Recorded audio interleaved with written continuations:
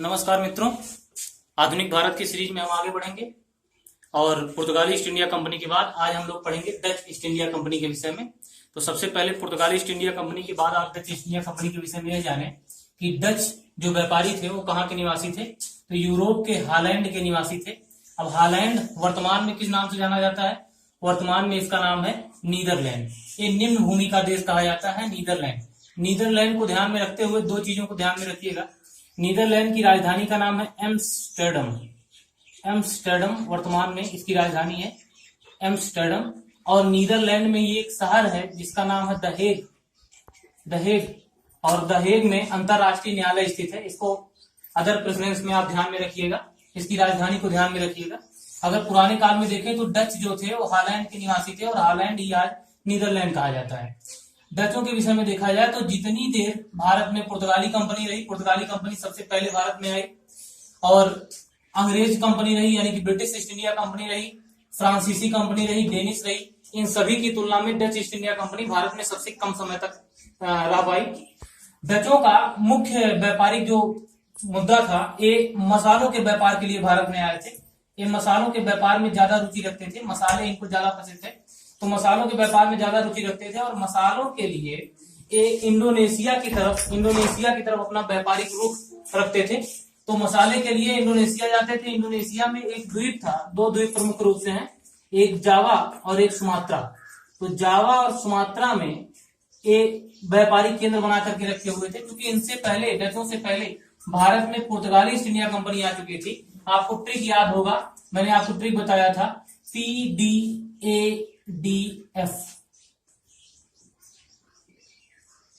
यानी भारत में आने वाली कंपनियों का क्रम क्या है? सबसे पहले पुर्तगाली कंपनी आई है, फिर डच ईस्ट इंडिया कंपनी आई है, फिर अंग्रेज यानी कि ब्रिटिश ईस्ट इंडिया कंपनी, फिर डेनिश और फिर फ्रांसीसी। तो डचों से पहले भारत में पुर्तगाली ईस्ट इंडिया कंपनी आ चुकी थी, इसलिए अपना व्यापार फैलाने के लिए डचों को पुर्तगाली ईस्ट इंडिया कंपनी से लोहा लेना पड़ा। और पुर्तगाली ईस्ट इंडिया कंपनी को धीरे धीरे करके डच ईस्ट इंडिया कंपनी ने भारत से बाहर या संकुचित कर दिया। तो देखते हैं कि डच ईस्ट इंडिया कंपनी का भारत में प्रसार कैसे हुआ। सबसे पहले एक डच व्यापारी था जिसका नाम था कार्नेलियस डी आउटमैन।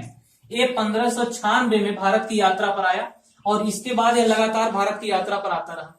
डचों ने भारत में व्यापार करने के लिए एक संयुक्त उद्यम से, यानी कि ढेर सारे व्यापारी मिल करके आपस में एक व्यापारिक कंपनी बनाए। संयुक्त उद्यम से सन 1602 में एक डच ईस्ट इंडिया कंपनी बनाए जिसका काम था भारत में व्यापार करना, यानी कि पूरब की साइड में व्यापार करना। यहाँ पर एक बात ध्यान में रखिएगा कि यहाँ पर लिखा हुआ है संयुक्त उद्यम। अगर एग्जाम में पूछे कि भारत में आने वाली पहली व्यापारिक कंपनी कौन थी, तो आप बताएंगे पुर्तगाली ईस्ट इंडिया कंपनी। लेकिन अगर पूछे कि कौन सी कंपनी ऐसी थी जिसने संयुक्त उद्यम के माध्यम से भारत में व्यापार करना शुरू किया सबसे पहले, तो ध्यान रखिएगा इसका उत्तर डच होगा, ना कि पुर्तगाली। यानी अगर पूछा कि यूरोपीय कौन सी कंपनी भारत में पहले व्यापार करने आई, तो हम पुर्तगाली बताएंगे। लेकिन अगर पूछा कि संयुक्त उद्यम के द्वारा भारत में व्यापार करने वाली पहली यूरोपीय कंपनी कौन सी थी, तो हम बताएंगे डच। और ध्यान रखिएगा यही सेम प्रश्न आईएएस की परीक्षा में पूछा जा चुका है।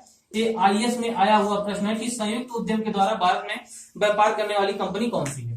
इसके बाद देखते हैं कि डच ईस्ट इंडिया कंपनी जो भारत में आई, इसने सबसे पहला कारखाना कहाँ स्थापित किया।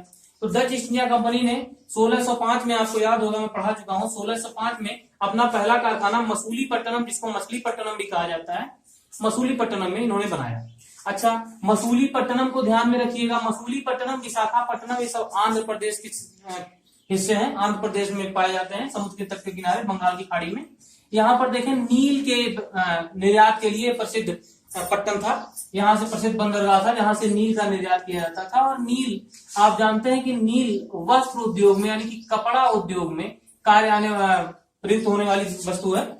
यहाँ नील का कपड़ा रंगाई में ज्यादा प्रयोग किया जाता था। अन्य कारखाने अगर देखें डचों के, तो डचों के अन्य कारखाने में आता है पुलिकट, तमिलनाडु का क्षेत्र है, पुलिकट से व्यापार होता था। अच्छा, एक बात यहाँ पर और आप ध्यान में रखिएगा, डचों ने भारत में ढेर सारे व्यापारिक केंद्र बनाए, लेकिन इन्होंने सिर्फ दुर्गीकृत करने के लिए पुलिकट को ही चुना। बाकी इनके जितने भी कारखाने थे वो दुर्गीकृत नहीं थे, यानी कि उनके किनारे दुर्ग इन्होंने नहीं बनाया था, उसको सुरक्षा नहीं प्रदान की थी। तो पुलिकट को इन्होंने सुरक्षा प्रदान की थी, अन्य किसी को दुर्गीकृत नहीं किया था। बाकी सारे कारखाने इनके अदुर्गीकृत थे। सूरत देखिए, कराईकल, चिंसुरा, मैंने आपको पहले भी वीडियो में बताया था कि चिंसुरा इनके लूटपाट का अड्डा था।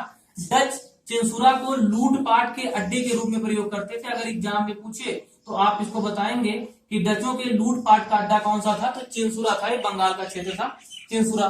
कोचीन आपको याद होगा, पुर्तगाली कंपनी ने यहाँ सबसे पहले अपना कारखाना खोला था। और आपको अगर याद हो, आप दिमाग लगाएं तो यहाँ पर पुर्तगाली ईस्ट इंडिया कंपनी ने अपना पहला कारखाना कब खोला था, 1503। तो पुर्तगालियों ने 1503 में कोचीन में कारखाना खोला और डचों ने 1663 में कोचीन में अपना कारखाना खोला। अब देखें, अगर ध्यान हो आप लोगों को, तो डचों के बाद भारत में अंग्रेज आ चुके थे और अंग्रेज और डचों के बीच में एक युद्ध होना जरूरी हो गया था, आवश्यक हो गया था, क्योंकि दोनों व्यापारिक प्रतिस्पर्धा को लेकर के आगे बढ़ रहे थे। अच्छा, कुछ केंद्र और देख लें पहले। यहाँ पर देखें कासिम बाजार, ये भी बंगाल का ही क्षेत्र था। पटना आप जानते हैं बिहार की राजधानी है। अच्छा, पटना को ध्यान में रखिएगा, यह इसको पाटलिपुत्र या फिर कुसुमपुर के नाम से भी जाना जाता है। इसका पुराना नाम कुसुमपुर भी था, कुसुमपुर। तो कासिम बाजार के बाद है पटना बिहार की राजधानी है। पाटलिपुत्र और कुसुमपुर इसके पुराने नाम है। पटना से ये अफीम प्राप्त करते थे और साल्ट पीटर यानी कि सोरा प्राप्त करते थे। बालासोर भी इनके लिए एक जगह थी, व्यापारिक कारखाना इन्होंने बनाया था।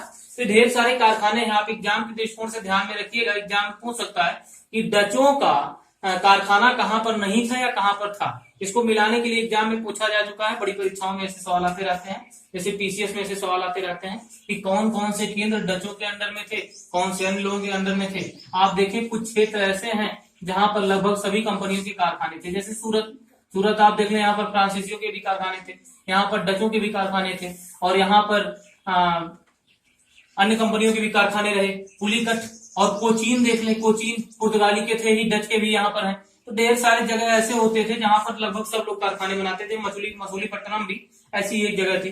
अच्छा, सूरत को लेकर के प्रश्न एक ऐसे भी बन सकता है कि सूरत में पहला कारखाना किसने स्थापित किया, फिर कारखाना किसने स्थापित किया, फिर कारखाना किसने स्थापित किया। तो आप थोड़ा सा ध्यान में रखिएगा, सूरत में कारखाना स्थापित करने का जो शुरुआत है पुर्तगाली ही कर चुके थे, लेकिन पुर्तगालियों के बाद सन 1613 में अपना पहला अस्थायी कारखाना अंग्रेजों ने यहाँ पर खोला था। और इसके बाद आप देख रहे हैं 1616 में डच यहाँ पर कारखाना खोल रहे हैं और बाद में 1668 में जाकर के यहीं पर कारखाना खोल रहे हैं फ्रांसीसी। रेलवे में एक बार ऐसा प्रश्न बन चुका था, तो ध्यान में रखिएगा, अंग्रेज फिर डच। यहाँ पर सूरत में कारखाना खोलने में डच पिछड़ जा रहे हैं, अंग्रेज आगे आ जा रहे हैं। और आपको एक युद्ध याद होगा, 1612 का युद्ध, जिसको स्वाली का संग्राम कहा गया था। पुर्तगालियों को अंग्रेजों ने हरा करके सूरत के क्षेत्र में अपना आधिपत्य जमाया था। तो पहले पुर्तगालियों का क्षेत्र यहाँ पर हुआ करता था, फिर अंग्रेजों का क्षेत्र हुआ और फिर डचों ने यहाँ पर एक कारखाना खोला और यहीं पर सूरत वाले ही क्षेत्र में फ्रांसीसियों ने। अब देखिए, एक ही जगह पर अगर ढेर सारी कंपनियां अपना कारखाना खोलेंगी और व्यापार करेंगी तो जाहिर सी बात है इनके बीच में थोड़े मोड़े युद्ध तो होंगे। अब डच जो थे उन्होंने पुर्तगालियों को धीरे धीरे करके रिप्लेस करना शुरू किया, उनका स्थान लेना शुरू किया। अब डच जो थे वो भारत से रिप्लेस करने के अलावा अन्य देशों से भी पुर्तगालियों को रिप्लेस करने लगे। जैसे इन्होंने श्रीलंका से पुर्तगालियों को बाहर कर दिया, इंडोनेशिया से बाहर कर दिया और ये इंडोनेशिया से और भारत से व्यापार करते रहे। इनकी डचों की सबसे ज्यादा रुचि मसाले में थी, ये मसाले का व्यापार करते थे और इंडोनेशिया मसाले का एक प्रमुख केंद्र था, भारत का दक्षिणी हिस्सा मसाले का प्रमुख केंद्र था, तो वहीं से व्यापार करते रहते थे। अब देखिए, डच ईस्ट इंडिया कंपनी के बाद भारत में आने वाली जो कंपनी रही उसका नाम क्या है, ब्रिटिश ईस्ट इंडिया कंपनी, यानी कि अंग्रेजों की कंपनी थी जो ब्रिटिश ईस्ट इंडिया कंपनी थी। तो ब्रिटिशों की ईस्ट इंडिया कंपनी भारत में है और ब्रिटिश कंपनी जब आई तो डचों के बीच में, क्योंकि डच पहले से ही पुर्तगालियों को रिप्लेस कर चुके थे, हटा चुके थे, तो डचों की कंपनी को किससे लोहा लेना था, किससे प्रतिस्पर्धा करनी थी, अंग्रेजों से। अंग्रेजों और डचों के बीच में कई युद्ध हुए जिनको डच आंग्ल युद्ध कहा जाता है। ये लंबा चौड़ा युद्ध रहा, लंबा चौड़े समय तक चलता रहा। आप जानते हैं कि डच ईस्ट इंडिया कंपनी 1602 में आई है और 1608 में भारत में प्रवेश हो रहा है ब्रिटिश ईस्ट इंडिया कंपनी का। यानी कि डच ईस्ट इंडिया कंपनी के लगभग 6 वर्षों के बाद British east India company Bharat में आ रही है और दोनों की व्यापारिक प्रतिस्पर्धाएं एक दूसरे को युद्ध की तरफ ले जा रही हैं। इसी को ध्यान में रखिएगा, यहाँ पर एक युद्ध ध्यान में रखिएगा, सारे युद्ध रखने जरूरी नहीं है। एक युद्ध ध्यान में रखिएगा, बेदरा का संग्राम।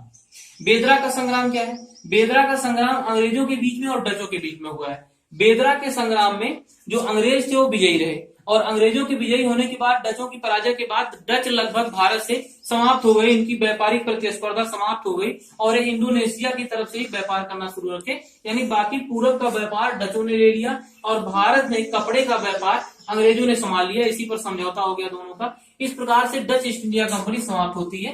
तो डचों के बारे में मैं एक बार रिकैप कर दूं आप लोगों को। इनका पहला कारखाना आप ध्यान में रखिएगा, इनके कुछ कारखानों के नाम आप ध्यान में रखिएगा। मसालों में इनकी रुचि थी, बहुत कम समय तक भारत में रुके थे और इन्होंने बेदरा के संग्राम में अंग्रेजों से पराजय के बाद लगभग भारत से इनकी व्यापारिक क्षमता समाप्त हो गई और डच कहाँ के थे? हालैंड के निवासी थे। इस प्रकार से डच ईस्ट इंडिया कंपनी के विषय में इतना ही।